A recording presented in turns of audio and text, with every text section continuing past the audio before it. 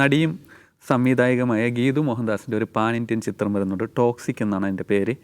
കന്നഡയിലെ super സ്റ്റാറായ യഷാണ് അതിലെ നായകൻ. ഇന്ന് യഷിൻ്റെ ജന്മദിനം കൂടിയിട്ടാണ്. ഈ ദിവസം അതിലെ ഒരു ക്യാരക്ടർ ടീസർ പുറത്തു വന്നിട്ടുണ്ട്. ഇൻ്റർനാഷണൽ സിനിമകളിലെ പോലെയുള്ള വലിയ മാസ് സീനുകളും അതോടൊപ്പം തന്നെ ആക്ഷൻ രംഗങ്ങളും അതിൻ്റെ അകത്തുണ്ട്. അതോടൊപ്പം ആ സീനുകളിലൊക്കെ ഭയങ്കര വയലൻസ് ഉണ്ടെന്നുള്ള വിമർശനങ്ങൾ വരുന്നുണ്ട്. അതോടൊപ്പം തന്നെ മറ്റൊരു കാര്യം, അശ്ലീല രംഗങ്ങൾ കൂടി അതിലുണ്ട് എന്നുള്ള വിമർശനങ്ങൾ സോഷ്യൽ മീഡിയയിൽ ധാരാളമായിട്ട് വരുന്നുണ്ട്. നമുക്കറിയാം, ഗീതു മോഹൻദാസ് WCCയിലുണ്ടായിരുന്നു. WCCയിലെ അംഗങ്ങൾ അല്ലെങ്കിൽ ഗീതു മോഹൻദാസ് അടക്കം മമ്മൂട്ടിയുടെ കസബ എന്ന സിനിമയ്ക്കെതിരെ ഉയർത്തിയിരുന്ന വിമർശനങ്ങൾ, അതിലെ സ്ത്രീവിരുദ്ധത മുൻനിർത്തിയിട്ട് ഉന്നയിച്ച രാഷ്ട്രീയ വിമർശനങ്ങൾ നമ്മുടെ മുന്നിലുണ്ട്. അക്കാലത്ത് തന്നെ WCC അംഗങ്ങൾക്കെതിരെ വലിയ രീതിയിലുള്ള സോഷ്യൽ മീഡിയ അറ്റാക്കുകൾ ഉണ്ടായിരുന്നു. കഴിഞ്ഞ വർഷവും ഇതേ ദിവസം തന്നെ ടോക്സിക്കിൻ്റെ ഒരു ടീസർ പുറത്തു വന്നിരുന്നു. അന്നും ഗീതു മോഹൻദാസിനെതിരെ വലിയ തരത്തിലുള്ള വിമർശനങ്ങൾ സോഷ്യൽ മീഡിയയിൽ ഉയർന്നിരുന്നു. കസബയുടെ സംവിധായകൻ തന്നെ നേരിട്ട് വന്ന് ഗീതു മോഹൻദാസിനെ വിമർശിച്ചിരുന്നു. അതിർത്തി കടന്നാൽ ഇതിൻ്റെ ഒരു നിയമങ്ങൾ മാറുമോ എന്നൊക്കെയായിരുന്നു കസബയുടെ സംവിധായകനായ നിതിൻ രഞ്ജി പണിക്കർ അന്ന് ചോദിച്ചിരുന്നത്. ഈ ടോക്സിക് സോഷ്യൽ മീഡിയയിൽ ഇപ്പോൾ വലിയ ചർച്ചയാണ്. ഇതിലേക്കാണ് നമ്മൾ ആദ്യം. നിഷാദ്, ടോക്സിക്കിൻ്റെ ഇപ്പോൾ പുറത്തു വന്ന ടീസർ കണ്ടു കാണുമല്ലോ.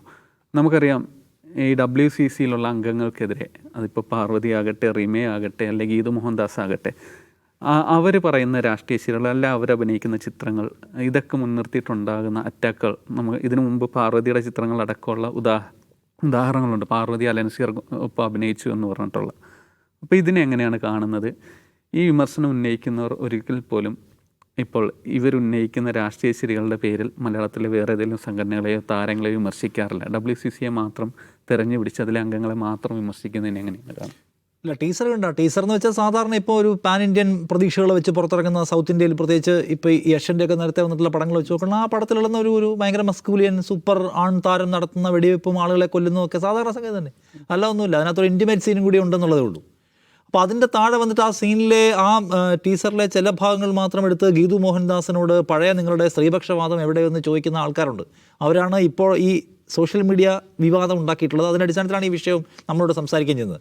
ആ വിവാദം ഉണ്ടാക്കിയ അന്ന് ആൾക്ക് സമൂഹത്തോടോ സ്ത്രീകളോടോ സ്ത്രീപക്ഷ രാഷ്ട്രീയത്തോടോ ഒരു കമ്മിറ്റ്മെൻ്റ് ഉള്ളവരല്ല. അന്ന് ഈ ഇവിടുത്തെ മലയാളത്തിലെ ആൺകോയ്മയ്ക്കെതിരെ സംസാരിച്ചതിലുള്ള പക ഇവന്മാർക്ക് ഇപ്പോഴും അടങ്ങിയിട്ടില്ല. ആ അടങ്ങിയിട്ടില്ലാത്തതിന് കാരണമായിട്ട് വന്നിരിക്കുകയാണ്. ഇപ്പോൾ അവർ ട്രോള് ചെയ്യുന്നു, അല്ലെങ്കിൽ സ്ത്രീപക്ഷം തോന്നിപ്പിക്കുന്ന തരത്തിലുള്ള സർക്കാസം കമൻറ്റിൽ ഇടുന്ന ആൾക്കാരുടെയൊക്കെ പ്രശ്നം എന്താണ്? അന്ന് ഈ പറയുന്ന രഞ്ജി പണിക്കരുടെ മകനെടുത്ത സിനിമ എന്ന് പറഞ്ഞാൽ എന്താ, കസബ, എന്താ കേരളം തള്ളിക്കളഞ്ഞൊരു സിനിമയാണ്. സിനിമ വിജയിക്ക് ഒഴിച്ചതില്ലല്ലോ. ആ സിനിമയിൽ കാണിച്ചിട്ടുള്ള സംഗതി അവരെ വിമർശിച്ചിട്ടുണ്ട്. ആ വിമർശനം എന്ന് പറയുന്നത് ആണുങ്ങൾക്ക് അങ്ങനെ പെണ്ണുങ്ങളുടെ മടിക്കുത്തിൽ പിടിക്കാനുള്ള അധികാരമുണ്ടെന്ന്, അങ്ങനെ ഹീറോയ്ക്ക് കഴിയണമെന്ന് സ്ഥാപിക്കുന്ന ഒരു സിനിമയെ വിമർശിച്ചു. അങ്ങനെ വിമർശിക്കാൻ പെണ്ണുങ്ങൾ ആരാണെന്ന് ചിന്തിക്കുന്നവരുണ്ട്. അവന്മാരുടെ പ്രശ്നമാണ് ഇപ്പോൾ കണ്ടുകൊണ്ടിരിക്കുന്നത്. കസബയുടെ പ്രൊഡ്യൂസർ ഇപ്പോൾ പറഞ്ഞിട്ടുണ്ട്, ഒരു വരവ് കൂടിയിട്ട് വരേണ്ടി വരുമെന്ന്. അതിപ്പോൾ ഈ വെട്ടുകളിക്കൂട്ടത്തിൻ്റെ ആവേശം കണ്ടിട്ട് തോന്നുന്നതാണ്. അവന്മാരൊന്നും അല്ല മലയാളം അല്ലെങ്കിൽ മലയാളി പ്രേക്ഷകർ, അത് വേറെ കാര്യം. ഈ വെട്ടുകളിക്കൂട്ടം എന്ന് പറഞ്ഞാൽ അവർക്ക് ഉള്ള പ്രശ്നം വെച്ചാൽ സൂപ്പർ താരങ്ങളെ മമ്മൂട്ടിയെയും മോഹൻലാലിനെയും വിമർശിക്കുമ്പോൾ അതിൻ്റെ വെട്ടുകളിക്കൂട്ടം. രണ്ട്, ദിലീപ് നടത്തിയിട്ടുള്ള, ദിലീപിൻ്റെ നേതൃത്വത്തിൽ നടന്നുവെന്ന് പൊതുവെ വിചാരിക്കപ്പെടുന്ന ഒരു ക്രൈമുമായി ബന്ധപ്പെട്ടാണ് മലയാള സിനിമയിൽ വിപ്ലവകരമായ ചില മൂവുകൾ ഉണ്ടായത്. അതിൻ്റെ ഭാഗമായിരുന്നു സത്യം പറഞ്ഞാൽ WCC രൂപീകരണം പോലും നമുക്കറിയാം. അപ്പോൾ അതിനോടുള്ള പക ഈ ആൺകോയ്മവാദികൾക്കും ആ മാനസികാവസ്ഥയുള്ള മനുഷ്യന്മാർക്കും തീർന്നിട്ടില്ല. അതിൻ്റെ മുഖ്യധാരാ പോരാളികളായി നിന്നിട്ടുള്ള ആൾക്കാരെ ഏതെങ്കിലും അവസരം കിട്ടുമ്പോൾ വെച്ച് ചാമ്പണം എന്ന് വിചാരിച്ച് നടക്കുന്ന ആൾക്കാർ ഇപ്പോൾ ഈ ട്രെയിലർ കണ്ടപ്പോൾ ഇറങ്ങിയിരിക്കുന്നതാണ് എനിക്ക് തോന്നിയിട്ടുള്ളത്. അല്ലാതെ ഈ സിനിമ കംപ്ലീറ്റ് ആയിട്ട് സ്ത്രീവിരുദ്ധ സിനിമയാണ്, സ്ത്രീകൾക്കെതിരായ ആണുങ്ങൾക്ക് അധികാരവും അവകാശമുണ്ടെന്ന് സ്ഥാപിക്കുന്ന സിനിമയാണെന്ന് എനിക്കറിയില്ല. ആ സിനിമ പുറത്തു വരേണ്ടതുണ്ട്. ഇതൊരു ആക്ഷൻ സംഗതി കാണിക്കുന്ന ഒന്നാണ്. അപ്പോൾ അതാണ് അതിൻ്റെ കാരണം. രണ്ടാമത്തേത്, ഈ സ്ത്രീപക്ഷം എന്ന് പറയുമ്പോൾ സ്ത്രീകളുടെ അവകാശം എന്നൊക്കെ പറയുന്ന സംഗതിയിലുള്ള ഓഡിറ്റ് റിമ കല്ലിങ്കലിലേക്കും പാർവതിയിലേക്കും ഗീതു മോഹൻദാസിലേക്കും മഞ്ജു വാര്യരിലേക്കും മാത്രമായി ചുരുങ്ങുന്നത് എന്തുകൊണ്ടാണ്? ബാക്കി ആരോടും ഈ ചോദ്യങ്ങളൊന്നും ചോദിക്കാൻ ആർക്കും ഇല്ല. നേരെ സുരേഷ് പറഞ്ഞല്ലോ, അത് പ്രധാനപ്പെട്ട കാര്യമാണ്. നോക്കൂ, ആ സ്ത്രീകൾ അന്ന് അമ്മയിൽ ഞങ്ങളുടെ സഹോദരിക്ക്, സഹപ്രവർത്തകയ്ക്ക് നീതി കിട്ടുന്നില്ല എന്ന് പറഞ്ഞ് ഇറങ്ങിപ്പോയവരാണ്. വളരെ ബോൾഡായ സ്റ്റാൻഡ് എടുത്തവരാണ്. അങ്ങനെ എടുക്കാൻ ഒരു കാലത്തും മലയാള സിനിമയിലെ വനിതകൾക്ക് കഴിഞ്ഞിരുന്നില്ല എന്നോർക്കണം. നമുക്കറിയാം, ആ നടിയുടെ പ്രശ്നം കേരളത്തിലുണ്ടാകുന്നതിന് മുമ്പ് എത്രയോ സംഭവങ്ങൾ ഉണ്ടായി കാണണം. കാരണം സിനിമ ഒരു അധോലോകം പോലെയാണെന്നാണ് ഹേമ കമ്മിറ്റി റിപ്പോർട്ട് വായിച്ചപ്പോൾ നമുക്ക് മനസ്സിലായിട്ടുള്ളത്. പക്ഷേ ഒരു ശബ്ദവും നാം പുറത്ത് കേട്ടിട്ടില്ല. അപ്പോൾ ഏതെല്ലാം സ്ത്രീകൾ ഏതെല്ലാം നിലയ്ക്കുള്ള വിവേചനങ്ങളും അക്രമങ്ങളും അനുഭവിച്ചിട്ടുണ്ടാവണം. അതിനെതിരെ ശബ്ദമുയർത്തി ഇറങ്ങിപ്പോകുന്ന 4 പേരാണ് ആ നടിമാർ. അവരുയർത്തിയിട്ടുള്ള വിപ്ലവത്തിൻ്റെ ആ ശബ്ദം, അതിൻ്റെ മുഴക്കം, അത് പോയിട്ടില്ല എന്ന് ഞാൻ വിചാരിക്കുന്നത്. അത് പോയിട്ടില്ല. എന്നതുകൊണ്ട് നിങ്ങൾ എന്തുകൊണ്ട് പൂർണ്ണ വിജയം നേടിയില്ല എന്ന് പറഞ്ഞവരെ ഓഡിറ്റ് ചെയ്യുന്നത് മണ്ടതരമല്ലേ? എങ്ങനെ പറ്റും? അവരൊരു നോക്കൂ, ഈ പ്രമാണിമാർക്കെതിരെ ഒരു പോരാട്ടം നയിച്ചവരാണ്. എല്ലാ യുദ്ധങ്ങളും ജയിച്ചിട്ടുണ്ടോ ലോകത്തിൽ? എല്ലാ സമരങ്ങളും ജയിച്ചിട്ടുണ്ടോ? നമ്മുടെ സ്വാതന്ത്ര്യ സമരം പോലും നമ്മൾ എത്ര ഘട്ടങ്ങളാണ് വിജയിച്ചത്? തോറ്റ സമരങ്ങൾ കൂടി ചേർന്നാണ് എന്ത് ലോകത്തിൻ്റെ ചരിത്രം, മാനവരാശിയുടെ ചരിത്രം. അപ്പോൾ അവരൊരു മൂവ്മെൻറ്റ്, ഒരു പോരാട്ടം തുടങ്ങി വെച്ചവരാണ്. അത് എന്തുകൊണ്ട് പൂർണ്ണതയിൽ പോകുന്നില്ല? ചിലപ്പോൾ പൂർണ്ണതയിൽ പോകാൻ പറ്റില്ല, വഴിയിൽ വീണ് പോകും, മുട്ടിടിച്ച് എന്നാൽ മുട്ടുകുത്തി വീണ് പോകും. കാരണം അപ്പുറത്ത് വലിയ പ്രമാണിമാരാണ്, അവരുടെ വലിയ പണമാണ്. അപ്പോൾ അവരുടെ കരിയറിൽ അവർക്ക് മുന്നോട്ട് പോകാൻ പറ്റാതെ അവരെ സമ്പൂർണ്ണമായും ബ്ലോക്ക് ചെയ്യുന്നു. എന്തുകൊണ്ടാണ് വെനസ്വേലയിലെ പ്രസിഡന്റ് ദുർബലനായി പോകുന്നത്? കംപ്ലീറ്റ് ഉപരോധം ഏർപ്പെടുത്തി ചലിക്കാൻ കഴിയാത്ത നില വന്നു പോവുകയും അവിടെ ജീവിത പ്രശ്നങ്ങൾ ഉണ്ടാവുകയും ചെയ്യുകയാണ്. എന്ന് പറഞ്ഞതുപോലെ ഇവർക്ക് ആർക്കും മുന്നോട്ട് പോകാൻ കഴിയാത്തവരെ ഇവരെ കംപ്ലീറ്റായി ബ്ലോക്ക് ചെയ്യുന്നു. ഇവർക്കൊരു അമ്മയുടെയും ഒരു ഫെഫ്കയുടെയും പിന്തുണ കിട്ടുന്നില്ല, ഒരു നിലയ്ക്കുള്ള സിനിമ ഫ്രട്ടേണിറ്റിയുടെ പിന്തുണ കിട്ടുന്നില്ല. അവർ കുടുങ്ങിപ്പോയിട്ടുണ്ട്. ആ കുടുങ്ങിപ്പോകുന്നതിനിടയിൽ അതിജീവിക്കാൻ വേണ്ടി അവരൊരു സിനിമ ചെയ്യുന്നു. ആ സിനിമയ്ക്കകത്തെ 6ാമത്തെ സീനിൽ പ്രശ്നമുണ്ടല്ലോ എന്ന് പറഞ്ഞ് വരുന്നവന്മാർ സത്യത്തിൽ നമ്മുടെ പ്രശ്നത്തിൻ്റെ കൂടെ നിൽക്കുന്നവരല്ല. അപ്പോൾ ഞാൻ പറയുന്നത് അവരെടുത്തിട്ടുള്ള പൊസിഷനാണ് പ്രധാനം. ആ പൊസിഷനുമായിട്ട് പോകാവുന്ന ദൂരം അവർ പോയിട്ടുണ്ട്. ഇനി ആ റിലേ ബാറ്റൺ അടുത്തയാൾ വാങ്ങട്ടെ, ആ പന്തം അടുത്ത ആളുകൾ വാങ്ങട്ടെ. ആ പന്തം ഈ സമൂഹമല്ല വാങ്ങിക്കണ്ടേ, ഞങ്ങൾ വാങ്ങിക്കത്തില്ല. നിങ്ങൾ 4 പേരും കൂടി വേണമെങ്കിൽ ഓടിപ്പോയി ജയിച്ചോണം. നിങ്ങൾ ഓടുന്നതിനിടയ്ക്ക് വീണ് പോയാൽ, നിങ്ങൾക്ക് കാല് മുടന്തിയാൽ ഞങ്ങൾ ഓടി ചെയ്യും എന്ന് പറയുന്ന വ്യാജന്മാരുടെ കൂട്ടമാണ് ഈ പറയുന്നവന്മാർ. അല്ലെങ്കിൽ എന്താണ് അവർ ഉയർത്തിയിട്ടുള്ള പ്രശ്നം? ജെനുവിൻ കോസ് ആണെന്ന് നമുക്ക് ആ ഹേമ കമ്മിറ്റി റിപ്പോർട്ട് വായിച്ച് മനസ്സിലായിട്ടില്ലേ? അപ്പോൾ എന്ത് ചെയ്യണം? മലയാളി സമൂഹം, മലയാളി പ്രേക്ഷക സമൂഹം എഴുന്നേറ്റ് വന്നിട്ട് മലയാള സിനിമയിൽ നടക്കുന്ന തോന്നിയാസാണല്ലോ എന്ന് പറയണം. ഒരുത്തം പറഞ്ഞിട്ടില്ല. എന്നിട്ട് റിമാക്കല്ലെങ്കിലും ഗീതു മോഹൻദാസും ഓടി ജയിക്കുന്നുണ്ടോ എന്ന് നോക്കിയിരിക്കുകയാണ്. ഈ വ്യാജന്മാർ ആണ് നമ്മുടെ പ്രതിനിധാനം എന്ന് ആരും വിചാരിക്കേണ്ടതില്ല. ആ ടോക്സിക് സിനിമ എന്ന് പറഞ്ഞാൽ വരട്ടെ, അതൊരു നല്ല പടമാണെങ്കിൽ ആൾക്കാർ കാണട്ടെ, വിജയിക്കട്ടെ. മോശം പടമാണെങ്കിൽ ഉറപ്പായിട്ടും അത് ഓഡിറ്റ് ചെയ്യപ്പെട്ടു. അതേതെങ്കിലും തരത്തിൽ സ്ത്രീകളുടെ അവകാശങ്ങളെയും അഭിമാനത്തെയും ഡിസ്റ്റേബ് ചെയ്യുന്ന കച്ചവടപ്പടമാണെങ്കിൽ ഗീതു മോഹൻദാസ് എന്നല്ല ആരായാലും ഓഡിറ്റ് ചെയ്യപ്പെട്ടു, അതിൽ തർക്കമില്ല. പക്ഷേ ഇപ്പോൾ ഇറങ്ങി പുറപ്പെട്ടുള്ള ഈ സംഘം എന്ന് പറഞ്ഞാൽ 1ാം ക്ലാസ് സ്ത്രീവിരുദ്ധരുടെ പടയാണ്. അവർ മലയാളത്തിൻ്റെ പ്രതിനിധാനമല്ല, അവരെ മൈൻഡ് ചെയ്യാനും പാടില്ല എന്നാണ് ഞാൻ പറയാം. പ്രമോദ് സാർ, സാറ് കഥകൾ എഴുതുന്ന കൂടിയിട്ടാണ്. ഇപ്പോഴത്തെ ഒരു ടൂളാണ് ഈ പൊളിറ്റിക്കൽ കറക്റ്റ്നെസ്. ഈ ഒരു പൊളിറ്റിക്കൽ കറക്റ്റ്നെസ് വെച്ച് തന്നെ സിനിമകളെ അല്ലെ കഥകളെ ഇതിനെയൊക്കെ ഓഡിറ്റ് ചെയ്യുന്നതിന് എങ്ങനെയാണ് കാണുന്നത്? കാരണം ഒരു കഥാപാത്രത്തിൻ്റെ സംഘർഷങ്ങളല്ലേ ഒരു സ്റ്റേജിലൊക്കെ അയാൾക്ക് രാഷ്ട്രീയ ശരികളൊന്നും ഉണ്ടായിരിക്കില്ല. അതിന് ആ രീതിയിൽ കഥയിലല്ലേ സിനിമയിൽ പ്രതിഫലിപ്പിക്കേണ്ടി വരും. ആ സിനിമയോ കഥയോ അതിൻ്റെ ഒരു മൊത്തത്തുകയിൽ മാത്രം ഇത്തരത്തിലുള്ള അരാഷ്ട്രീയമാകുമ്പോൾ മാത്രമല്ല അതിനെ ചോദ്യം ചെയ്യേണ്ടതുള്ളൂ. അതെ, അല്ല, അത് ഇപ്പോൾ ഞാൻ പറയുന്നത് ഈ പൊളിറ്റിക്കൽ കറക്റ്റ്നെസ് ഇൻ ആർട്ട് എന്ന് പറയുന്നത് വലിയൊരു സബ്ജക്റ്റാണ്. അത് നമുക്ക് ഒരുപക്ഷെ ഒരു ചെറിയ വേളയിൽ നമുക്ക് ചർച്ച ചെയ്ത് തീർക്കാൻ കഴിയുന്നതല്ലേ. ലോകത്തെമ്പാടും അത് ഒരുപാട് ചർച്ച ചെയ്യപ്പെട്ടിട്ടുള്ളതാണ്.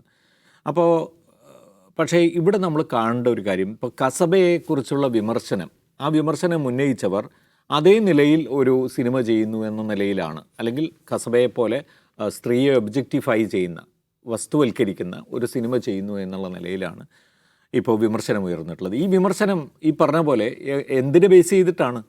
ആകെ അതിൽ നിന്ന് പുറത്തു വന്ന ഏതാനും കട്ട്സ് ഓഫ് ഷോട്ട്സ് അല്ലേ? അത് ഒരു ട്രെയിലർ ഉണ്ടാക്കുമ്പോഴും ഒരു ടീസർ ഉണ്ടാക്കുമ്പോഴും സാധാരണ നിലയിൽ നമുക്കറിയാം ഒരു കമേഴ്ഷ്യൽ മൂവിയുടെ ട്രെയിലറും ടീസറും ഒക്കെ എന്തൊക്കെ കണക്ട് ചെയ്തിട്ടാണ്, എന്തൊക്കെയാണ് അതിന്, അത് ഏറ്റവും വിൽപ്പന സാധ്യതയുള്ള സംഗതികളാണ് അതിലേക്ക് വയ്ക്കുക. ഇതൊരു വിൽപ്പനയ്ക്ക് വേണ്ടി വയ്ക്കുന്ന ഒരു വസ്തുവാണ് എന്ന് നമ്മൾ കാണണം. അതൊരു സംശയമില്ല. ഒരു മാസ് മൂവിയാണ്, ഒരു കമേഴ്ഷ്യൽ ഒരു ഇതാണ്, ഒരു നീക്കമാണ്. അല്ലെങ്കിൽ ആ കമേഴ്ഷ്യലായിട്ടുള്ള ഒരു സാധനത്തെ പ്രേക്ഷകർക്ക് മുന്നിലെത്തിക്കുമ്പോൾ അതിനകത്ത് വേണ്ട ചേരുവകൾ ഒരുപക്ഷെ ഒരു സംശയവുമെല്ലാം ഉണ്ടാകും. ഇദ്ദേഹം ഗീതു മോഹൻദാസ് കേൾക്കുന്നുണ്ടോ എന്ന് പറഞ്ഞ സിനിമ ചെയ്തിട്ടുണ്ടല്ലോ. അത് ആ സിനിമയ്ക്ക് വേണ്ടിയിട്ട് ഇങ്ങനെ ഒരു സാധനം ആയിരിക്കില്ലല്ലോ ഗീതു ചെയ്യുക. നമ്മൾ ആലോചിക്കണം, നമ്മൾ ഏത് പ്രോജക്റ്റാണ് ചെയ്യുന്നത്, എന്ത് ജോണറാണ് ചെയ്യുന്നത് എന്നതൊക്കെ അനുസരിച്ച് അവർക്കത് ആർട്ടിൽ വർക്ക് ചെയ്യേണ്ടി വരും. യാതൊരു സംശയമില്ലാത്ത കാര്യമാണ്. അത് ഏത് ആർട്ടിസ്റ്റായാലും കൊമേഴ്ഷ്യലായിട്ടുള്ള സാധനങ്ങൾ ചെയ്യുമ്പോഴും അതുപോലെ തന്നെ അല്ലാത്ത സംഗതികൾ ചെയ്യുന്ന സമയത്തും വ്യത്യാസങ്ങൾ വരും. പക്ഷേ ഇവിടെ ഇതിനെ കണ്ടുകൊണ്ട് മുന്നിട്ട് ഇറങ്ങിയിരിക്കുന്ന ആളുകളുടെ ലക്ഷ്യം നേരത്തെ നിഷാദ് പറഞ്ഞു, അത് വാസ്തവമാണ്. അവരുടെ ഉള്ളിലുള്ള ഏതെങ്കിലും തരത്തിലുള്ള സ്ത്രീകൾക്ക് അനുകൂലമായൊരു ചിന്താഗതി കൊണ്ടല്ല ഇത് മുഴുവൻ പറയുന്നത്, ഇതിനെ കണ്ടുകൊണ്ടാണ്. അവിടെയാണ് ഞാൻ പറഞ്ഞത്, ഇപ്പോൾ കസബയിലെ പ്രശ്നവും ഇപ്പോൾ വരാൻ പോകുന്ന മൂവിയിൽ നമ്മൾ ഇതുവരെ കണ്ടിട്ടുള്ള ദൃശ്യങ്ങളും തമ്മിൽ കമ്പയർ ചെയ്യുന്നതുകൊണ്ട് ഒരു കുഴപ്പമില്ല, ഞാൻ തയ്യാറാണ്. എന്താണ് കസബയിലെ പ്രശ്നം? കസബയിൽ അവരുന്നയിച്ച പ്രശ്നം എന്ന് പറയുന്നത് ഗീതു മോഹൻദാസ് ആകട്ടെ, പാർവതി തിരുവോത്താകട്ടെ, റിമ കല്ലിങ്ങിലാകട്ടെ, ഇവരൊക്കെ ഉന്നയിച്ച പ്രശ്നം എന്ന് വെച്ചാൽ അവിടെ സ്ത്രീകളോട് ഈ നിലയിൽ പെരുമാറുന്ന ഒരാളെ കൈയടിച്ച് അയാളെ ഗ്ലോറിഫൈ ചെയ്യുന്ന ഒരു നിലയിലേക്ക് കൊണ്ടുപോകുന്ന ഒരു സീക്വൻസാണ് നമ്മളവിടെ കാണുന്നത്.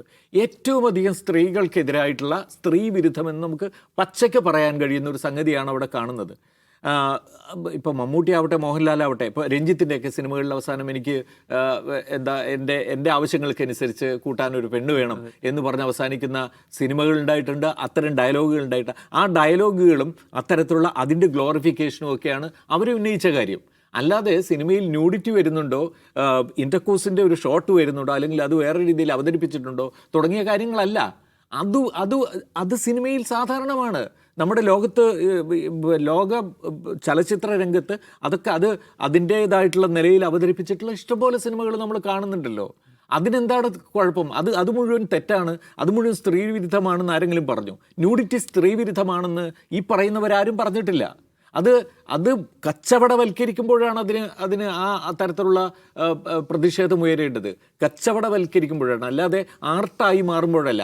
അപ്പോൾ ഈ സിനിമയിൽ നമ്മൾ അതെങ്ങനെ ആർട്ടിസ്റ്റിക്കായിട്ടാണോ, അതേത് രീതിയിലാണ് അതിനെ ഉപയോഗിച്ചിട്ടുള്ളതെന്ന് വരാനിരിക്കുന്നതേ ഉള്ളൂ. ആ പടം കണ്ടു കഴിഞ്ഞാൽ മാത്രമേ നമുക്ക് അതിനെക്കുറിച്ച് മനസ്സിലാക്കാം. അവിടെ ഗീതു എന്ത് ഉപാധി ഉപയോഗിച്ചു, അല്ലെങ്കിൽ ഗീതു അതിനെ ട്രീറ്റ് ചെയ്തത് എങ്ങനെയാണ് എന്നതാണ് വളരെ പ്രധാനപ്പെട്ട കാര്യം. അത് വരട്ടെ, വന്നു കഴിയുമ്പോൾ അവരെ വിമർശിക്കാൻ ഒരു സംശയവും വേണ്ട.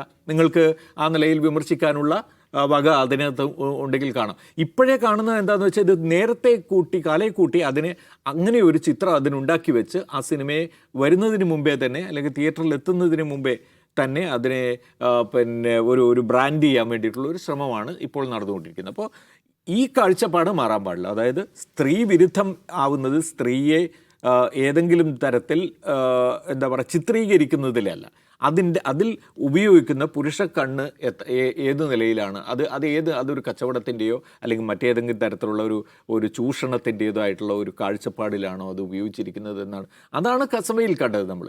അതിൽ പുരുഷ അഹങ്കാരത്തെ ഗ്ലോറിഫൈ ചെയ്യാണ്. പുരുഷ അഹങ്കാരത്തെ ഗ്ലോറിഫൈ ചെയ്യുന്ന സാധനമാണ് അത്. കസബയിലായാലും അല്ലെങ്കിൽ നരസിംഹമാണ് മറ്റേ ഏതൊരു സിനിമയുള്ളോ, രഞ്ജിത്തിൻ്റെ ആദ്യത്തെ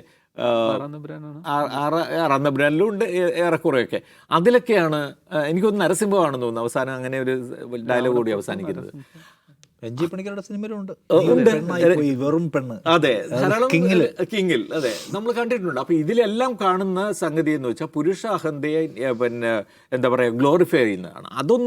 അത് ഉണ്ടെങ്കിൽ തീർച്ചയായിട്ടും വിമർശിക്കാം നിങ്ങൾക്ക് എന്നുള്ളതല്ലാതെ ഈ ആർട്ടിസ്റ്റിക്കായിട്ട് സ്ത്രീയുടെ വികാരങ്ങളോ സ്ത്രീയെ തന്നെയോ ചിത്രീകരിക്കുന്നതിന് അല്ല ഈ പറയുന്നത്, അല്ലെങ്കിൽ ഒരു ന്യൂഡിറ്റി എന്നുള്ള സംഗതിയെ കുറിച്ചല്ല പറയുന്നത്. ന്യൂഡിറ്റി വളരെ ആർട്ടിസ്റ്റിക്കായിട്ട് കൈകാര്യം ചെയ്യാവുന്ന വിഷയം തന്നെയാണ്. അതിനകത്തൊന്നും അത് അവർക്ക് അവരുടേതായിട്ടുള്ള രീതികൾ ഉപയോഗിച്ച് കൈകാര്യം ചെയ്യാവുന്നതേ ഉള്ളൂ. ഭോഷ്കാണ് ചുരുക്കത്തിൽ ഇപ്പോൾ പറഞ്ഞുകൊണ്ടിരിക്കുന്ന കാര്യം എന്നാണ് എനിക്ക് പറയാനുള്ളത്. അതെ, ടോക്സിക് പുറത്തു വരുന്നതിന് മുമ്പേ ഇപ്പോഴും ഉയർന്ന വിമർശനങ്ങൾ അത്ര നല്ല ഉദ്ദേശത്തോടെ അല്ല എന്ന് തന്നെയാണ് പറയാനുള്ളത്. ചിത്രം മാർച്ചിലാണ് റിലീസ് ചെയ്യുന്നത്. ബാക്കിയൊക്കെ അപ്പോഴറിയാം.